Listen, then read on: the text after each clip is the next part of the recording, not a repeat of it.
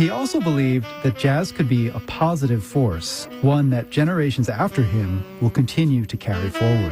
That's Nate Shenan. He's the editorial director of WRTI in Philadelphia. Thanks, Nate. Thank you, Sasha.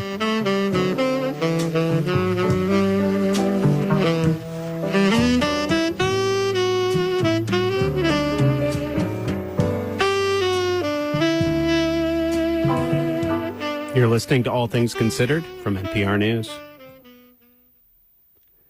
The Trump administration's $50 billion fund for rural health care is a Republican talking point in this year's midterm campaigns, but officials in some rural areas say that money won't necessarily reopen hospitals that have already closed. Sarah Jane Tribble with our partner KFF Health News reports from North Carolina. When Martin General Hospital closed abruptly in 2023, it left a county of about 22,000 residents with no hospital and no highly trained paramedics. Deborah Pierce's brother died the following year, a heart attack at home. The what-ifs keep nagging her. The sad thing is we'll never know if he could have been saved that night or not because we don't have a higher level of care in this county. Stanley Sears was 50 years old. Records show that an emergency crew moved him to the living room floor and worked on him for 30 minutes. Then they called his death. Pierce says she no longer has anyone to argue with.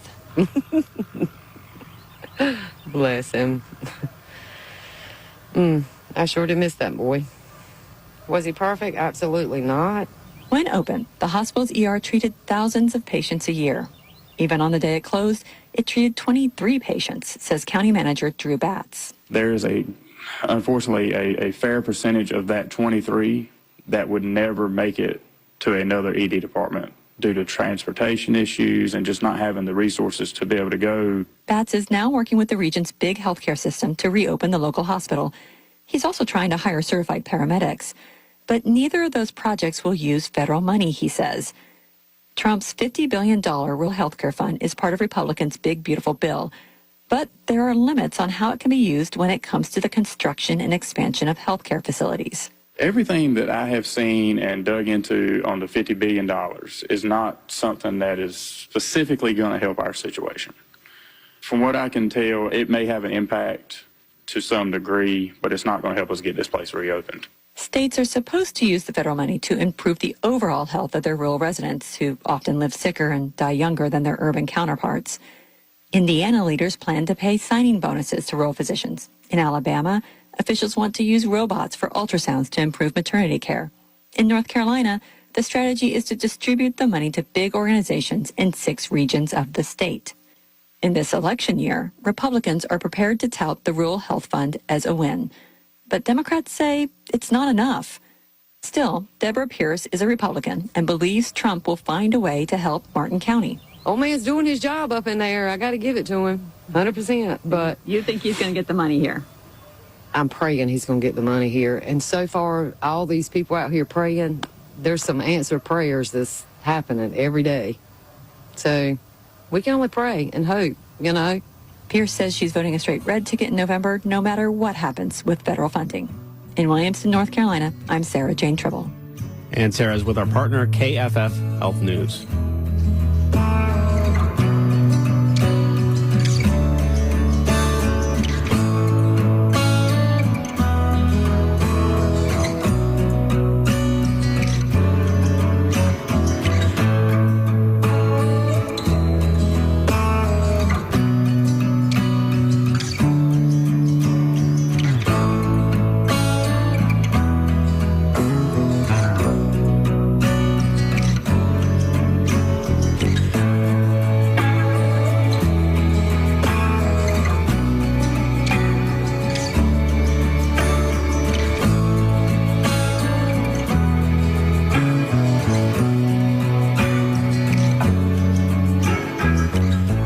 You're listening to All Things Considered from NPR News. One heat wave can wreak a lot of havoc on the food system. You know, we saw olive harvests getting damaged in Spain. We saw chickens getting really hot in the heat and chicken production sort of taking a hit in the UK. I'm Kristen Schwab. We talk climate change and inflation next time on Marketplace. Tune in for Marketplace, beginning at 6 on Radio IQ. Support for Radio IQ is provided by PR Sturgill Fine Jewelers, offering antique and estate jewelry repair, restoration, sales, and purchases since 1965. Locations in Radford and Wytheville. Online at prsturgills.com. And from Friendship Retirement Communities in Roanoke and Salem, providing independent living for adults 55 and older, as well as home care services. More information at friendship.us.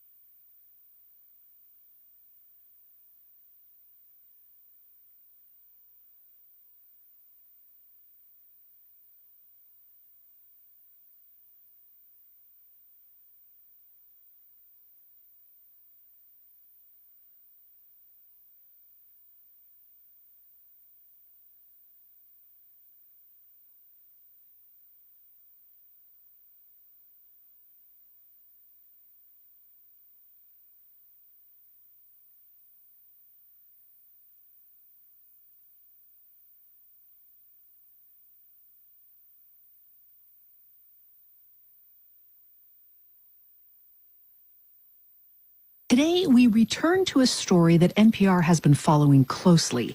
Ecuadorian fishermen who say a U.S.-flagged vessel attacked them at sea and destroyed their boats. Their allegations come as the U.S. military expands its controversial anti-drug trafficking operations across the Eastern Pacific and Caribbean. The Trump administration insists the operations are legal. Nearly 200 people have been killed and more than 50 strikes targeting vessels that the U.S. says were being used by suspected narco traffickers. NPR's Carrie Kahn reports from Ecuador. In the courtyard of a small hotel off the main coastal strip in Manta, Ecuador, music videos are playing on a TV by the pool. This is as close to water fisherman Johnny Sebastian Palacio says he gets these days. I don't want to go to sea anymore, he says. That was the kind of experience you only want once in your life. Palacio was one of 20 crew members on the Don Maca ship, fishing off the Galapagos Islands in mid-March. His account is similar to stories NPR has heard from other fishermen in at least 2 other incidents off Ecuador's coast. First, the fishermen described being followed by a large blue boat, flying a U.S. flag. All the while, drones were hovering over us, Palacio says. On March 26th, around 5 p.m., Palacio says he was below deck loading the day's catch into freezers when the first blast hit. I was with a compañero and we just heard boom. I flew in the air and then onto the floor, he says. Jaime Cervantes Macia, the ship's mechanic, was also stunned. I thought the boat's motor had exploded, he says. Then, they say, the men aboard the nearby big blue boat waved them over. They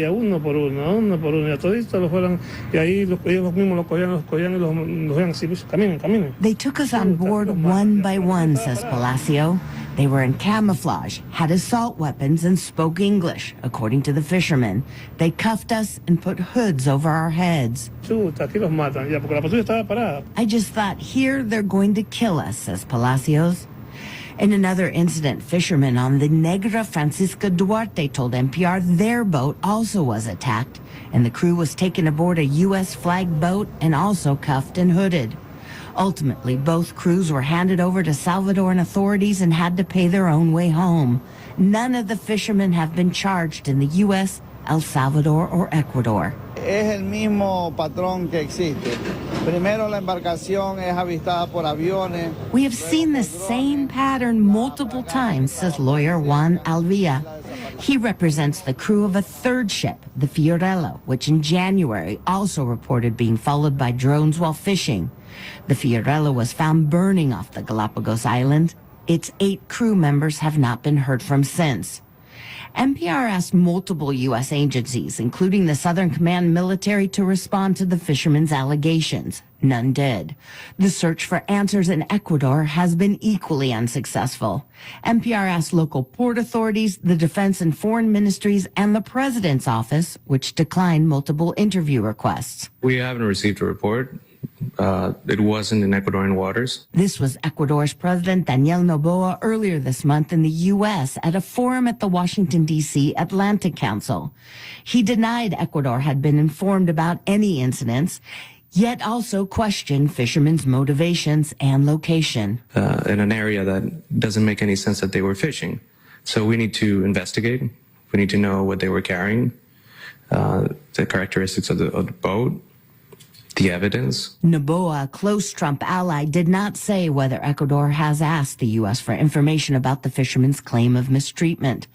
Calls seeking clarification from Noboa's office were not returned. Many of the fishermen believe they'll never get answers. Johnny Sebastian Palacio says he's keeping his feet on land for now, farming pigs and soon chickens. I'm just too scared, he says, to go back and fish again. Carrie Khan, NPR News, Manta, Ecuador. Americans love shrimp. They eat more than 5 pounds per person every single year.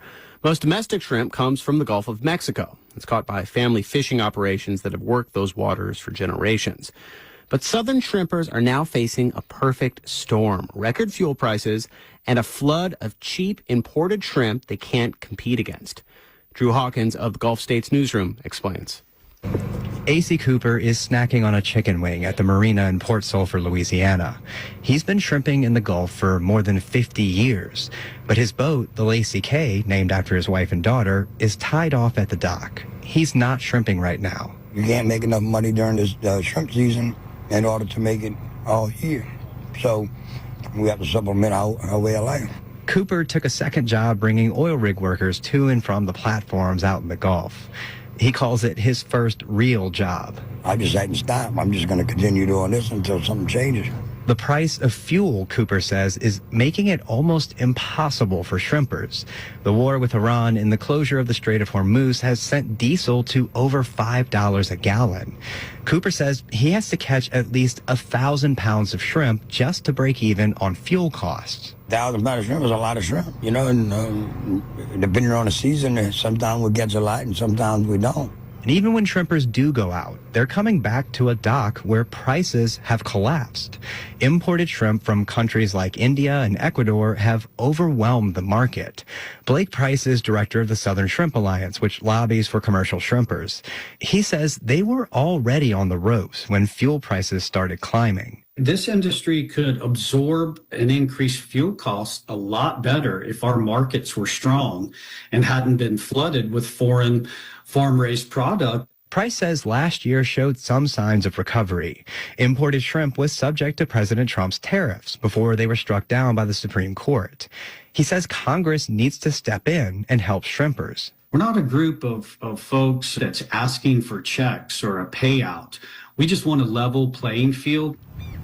Back at the marina in Port Sulphur, A.C. Cooper says he supports President Trump's broader goals, including preventing Iran from having nuclear weapons. I think every president from 5 presidents back been saying they need to do this, and he's the only one that has the balls to do it. But he says shrimpers need help now. Help us with this fuel prices. You know, the fuel prices are going to be just like the farmers. You know, we farmers at the sea. Cooper finishes his chicken and gets back to work, hopping on a boat to ferry another crew of oil rig workers. He says he hopes he can get back to shrimping, to doing what he loves. Until then, the Lacey K remains tied to the dock. For NPR News, I'm Drew Hawkins in Port Sulphur, Louisiana.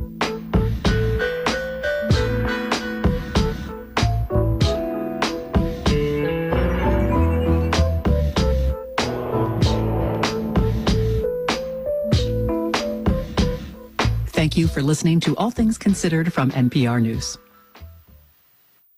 Support for NPR comes from the station and from Amazon Business, committed to smart business buying where AI-driven tools have the goal of simplifying complex processes so customers can focus on what matters most.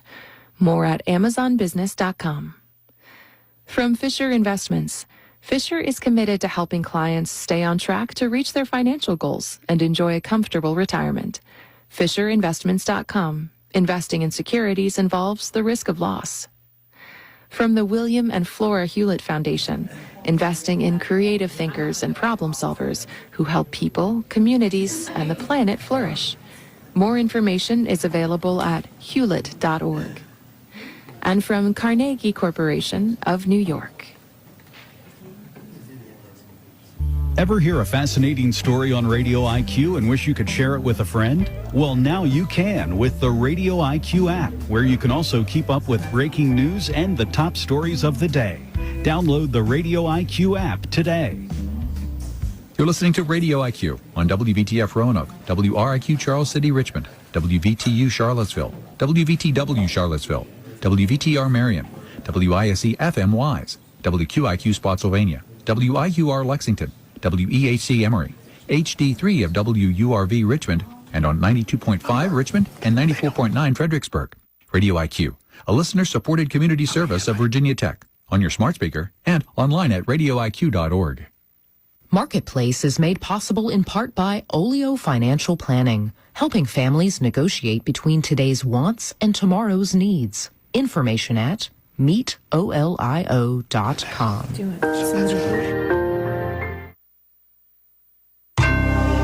Marketplace is supported by Intuit QuickBooks, integrating payroll, time tracking, human resources, and more in one connected system. More at quickbooks.com/workforce. Well, here's where we are. A check on the nuts and bolts of this economy. Oil and gas, because... In the closed session that just concluded, nothing was discussed except the matter which was identified in the motion to convene in closed session. Only those matters lawfully permitted to be discussed under the Virginia Freedom of Information Act were discussed.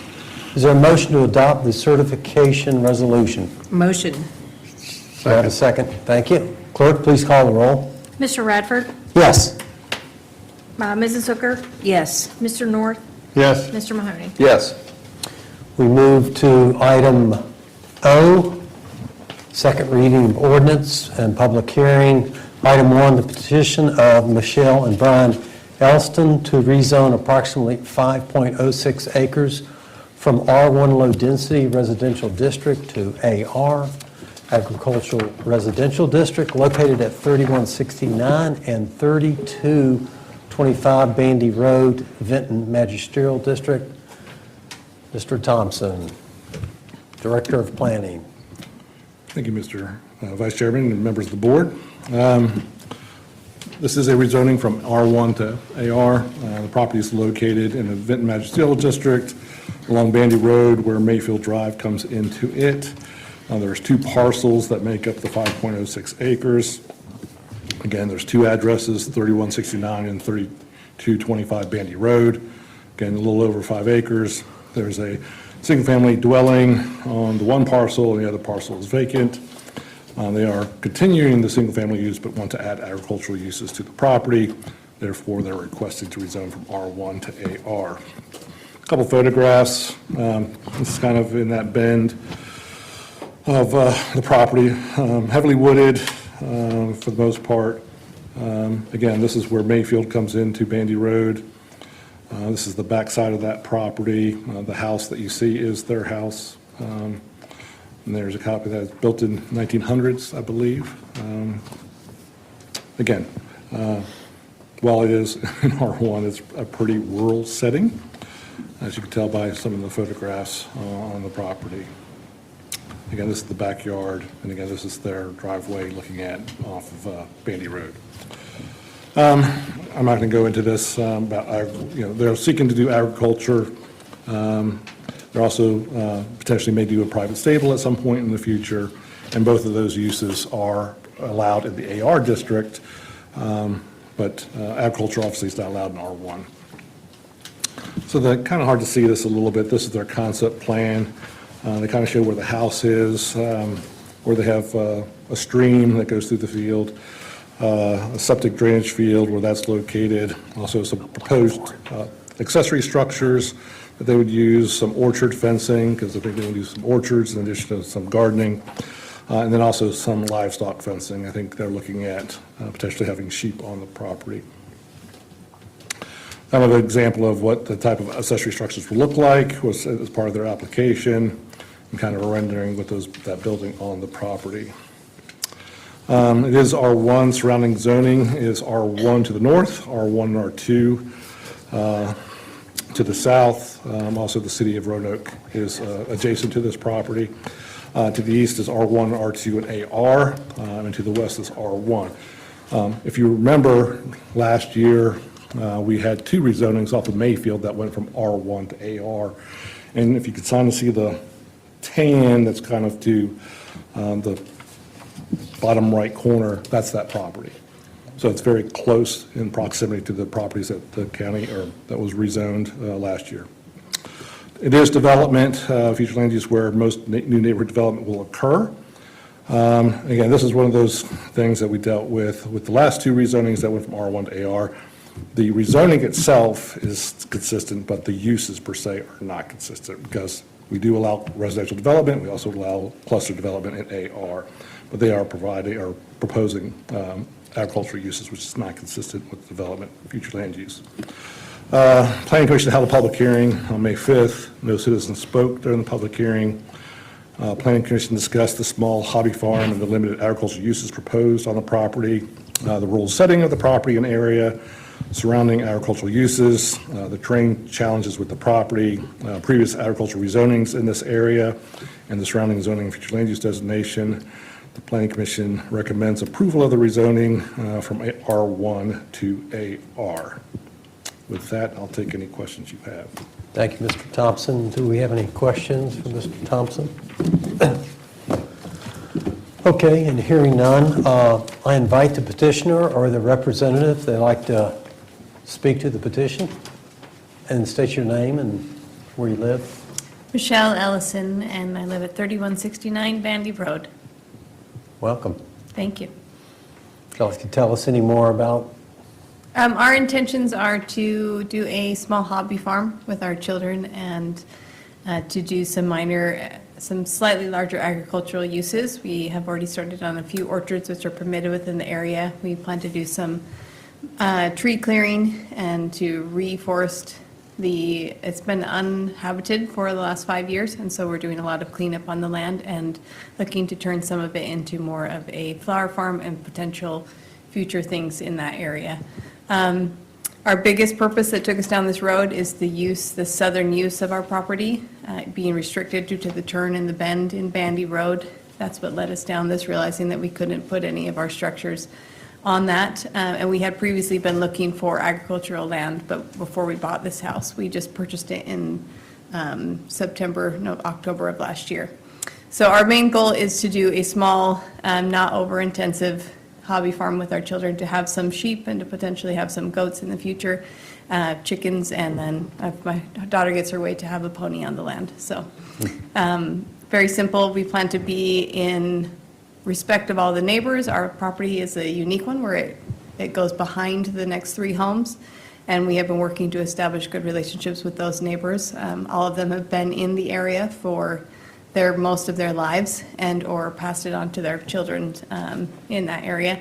And so all of our intentions would be minor within the area to keep it in the same feeling. And we do intend to continue keeping the historical feel of the home. It's a 1900 home, so it's 125 years old. And so our addition is to keep restoring and to keep adding in.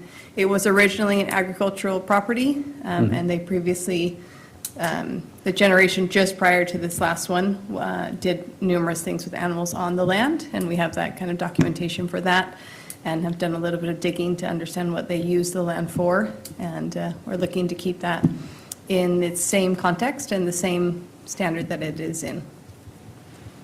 Great, great. Do any board members have questions for the petitioner? Sounds like a piece of heaven on earth. That's a good idea. We're hoping to, yeah. And so what's a hobby farm? So hobby farm means that you're not going into production for sale. Okay. It's more so for essentially animals for raising and learning and educating. Potentially, my husband would like to do something with the animals in the future where we essentially you do a nursery sale, and that would be looking into getting different permits for further down the road after we've established a little bit more and having the agricultural element in relation to people coming and getting to experience that on the land. Okay, great. Well, thank you very much. Appreciate it. Okay, at this time, I will open the public hearing. Do we have anybody signed up to speak? Okay. At this time, I will close the public hearing. And Mrs. Shepherd couldn't be here, but she wanted me to let you know she was in favor of it. So with that said, I am going to go ahead and make the motion in her stead. I find the proposed rezoning request, number one, is consistent with the purpose and the intent of the county's adopted comprehensive plan. Although proposed use indicated by the applicant would not be consistent with the development future land use designation indicated on the county's adopted comprehensive plan. And number two, is good zoning practice, and number three, will not result in substantial detriment to the community. Therefore, I move that we approve the rezoning request as it has been requested. Do I have a second? Second. Okay. Any discussion on the motion? Seeing none, clerk, please call the roll. Mrs. Hooker? Yes. Mr. North? Yes. Mr. Mahoney? Yes. Mr. Radford? Yes. Congratulations. Yep.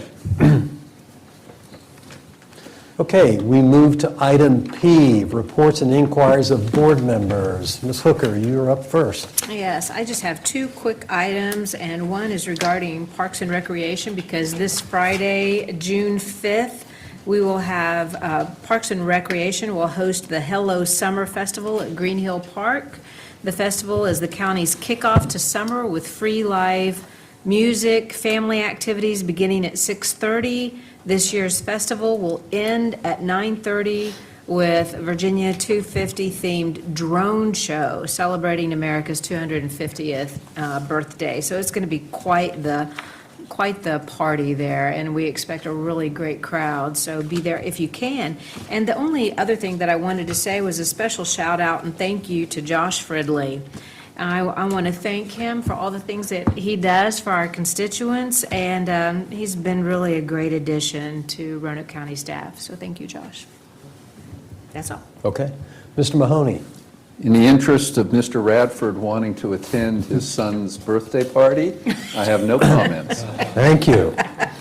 Mr. North.